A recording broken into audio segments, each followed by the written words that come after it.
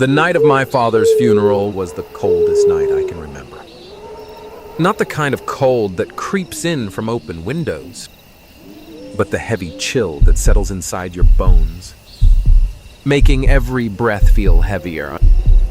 You're listening to Mr.QV Horror, and I want you to imagine being surrounded by candles, incense, old wooden floors creaking under the feet of everyone you've ever loved, and the one voice you thought you'd never hear again. We held the wake in my wife's ancestral village, an old house where the walls seemed to absorb grief. The night was thick with the smell of joss sticks and boiled tea. My father's casket rested in the altar room, surrounded by fruit, chrysanthemums, and stacks of paper money to burn for the afterlife. Family sat together on the mats, some praying, some weeping quietly, others lost in their own memories. I kept busy, refilling tea, handing out plates, folding incense papers, doing anything to distract myself from the emptiness that kept swallowing my chest. But as the hours dragged on, the visitors thinned out. My mother finally lay down beside the altar, exhausted, drifting in and out of sleep. I found myself sitting by the base of the stairs, knees to my chest, staring at the dark wooden steps that led to the silent, shadowy upper floor. Old family portraits lined the wall, faces blurred with age and shadow, watching over us all. Midnight came and went, and the only sounds were the soft crackle of burning paper, the hum of distant insects, and the uneven breathing of the people asleep all around me. I stared into the darkness, remembering every story I'd ever heard about funerals. How, on the third night, the spirits returned to say goodbye, or sometimes something else. That's when I heard it. A soft creak from upstairs, followed by the unmistakable sound of my father's voice. "Ethan." The air seemed to freeze. My heart hammered so loudly I was afraid it might wake everyone. For a long moment, I couldn't move. Maybe my mind was playing tricks. Maybe I'd fallen asleep and was dreaming. But then I heard it again. Clearer this time. Drifting down the staircase, just as I'd heard all my childhood. "Ethan, lên đây giúp bố một chút." I glanced around, desperate to see if anyone else had heard. No one stirred. My mother mumbled something in her sleep and turned away. The urge to answer was overwhelming. I wanted so badly to hear his voice. Just one more time. To believe in one more impossible miracle. But something was wrong. The sound was too crisp, too sharp, as if it belonged to a place outside the world of the living. Still, I stood, grabbed a candle from the altar, and started up the stairs. Each step creaked under my weight. The light flickered, shadows dancing on the walls. As I climbed, the air grew colder and heavier, pressing down on me like a weight. At the landing, I stopped, listening. The silence was absolute. But then another voice. It was my father's, but softer, more urgent, almost pleading. "Ethan.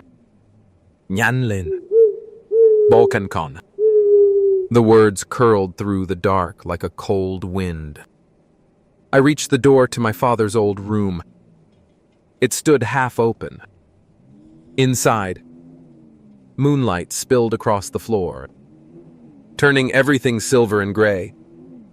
The air was thick with the smell of incense. But beneath it, something older, earthy, raw, like turned soil. In the center of the room, a figure sat on the bed, back hunched, shoulders shaking as if in pain.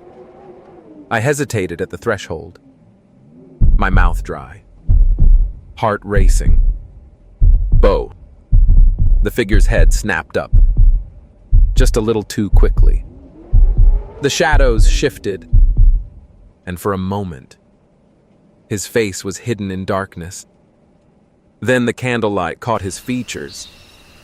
It was my father, but older, more fragile. Eyes ringed in shadows so deep they looked bottomless. His skin was pale, drawn tight over his bones, lips barely moving as he spoke. Ethan. Lại gần đây. My feet carried me into the room. The boards groaned beneath me. Every instinct screamed at me to run, but the old reflexes of childhood pulled me forward. My father held out his hand thin, shaking. In his palm, a wooden comb, the kind he always carried, worn smooth by years of use. "Take it," he said, his voice low, eyes never leaving mine. "Keep it with you. Don't let them forget me. Don't let anyone call for someone else." His words made no sense, but his grip was iron strong, so cold it burned. As I took the comb, the room suddenly darkened. Shadows pressed in from every corner. Behind my father, the wall seemed to shift and ripple, like smoke in windless air. I saw other shapes there, faces half-formed, eyes glinting, mouths open in silent screams. My father's face twisted, just for a moment, into something I didn't recognize, eyes black, lips stretching into a grin too wide, voice deepening into a guttural rasp. "Remember me. Ethan, don't open the door if someone else calls. Don't answer."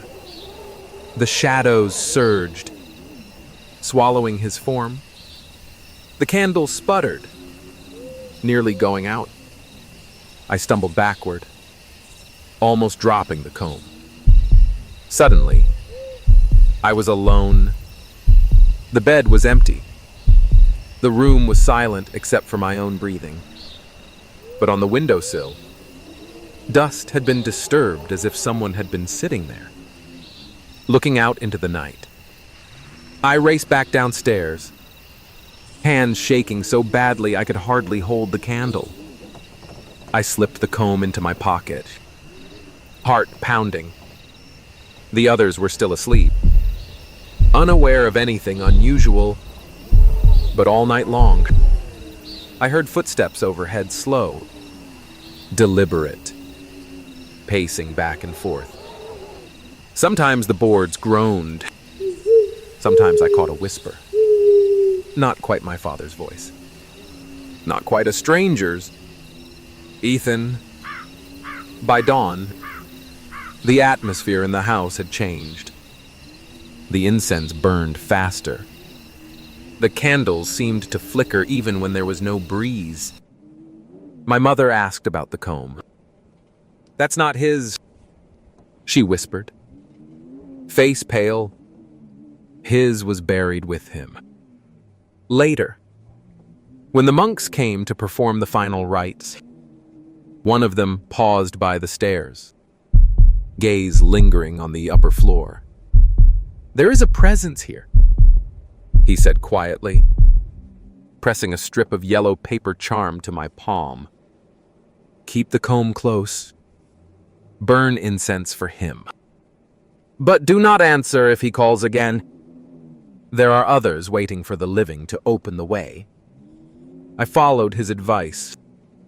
For the rest of the funeral, I kept the comb with me, a strange weight in my pocket, hot and cold by turns. I burned incense, whispered prayers, and tried not to look at the staircase after dark. Weeks later, back in my apartment in the city, I sometimes wake in the middle of the night to the sound of footsteps above me, though I live on the top floor. Sometimes, as I drift off to sleep, I hear my father's voice, soft, gentle, echoing in the darkness. Ethan. Other times, I hear another voice almost the same, but not quite right, calling my name, trying to lure me to a door that no longer exists. I still keep the comb, wrapped in red cloth, hidden deep in a drawer. But every year, on the anniversary of my father's death, the dream returns. The stairs, the candle, the open door, my father waiting in the shadows. And behind him, a crowd of restless souls, all whispering, all reaching, all wanting to be remembered.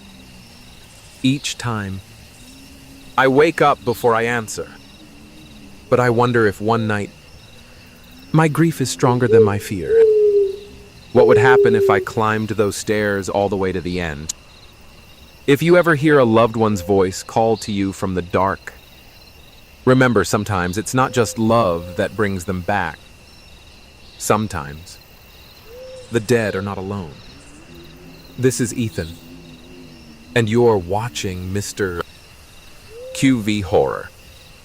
If this story made you look over your shoulder, if you ever wished for one more word from someone gone, like, share, and subscribe for more real horror stories. And tell me if your father called from the darkness. Would you go up the stairs?